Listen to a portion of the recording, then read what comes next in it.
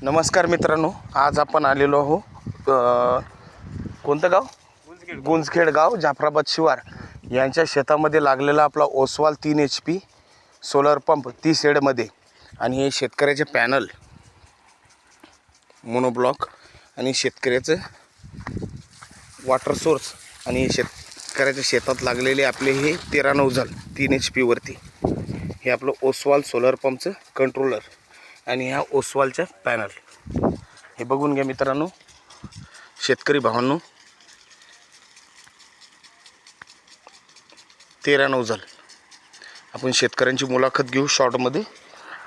नमस्कार दादा, मला एक सांगा, आपल्या शेतामध्ये कोणता पंप लागलेला आहे?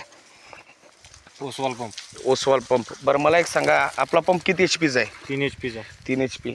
बरं, मटेरियल कसं वाटतं तुम्हाला? मटेरियल चांगलं आहे, पाणी बी नंबर 1 पाणी देते. बरं.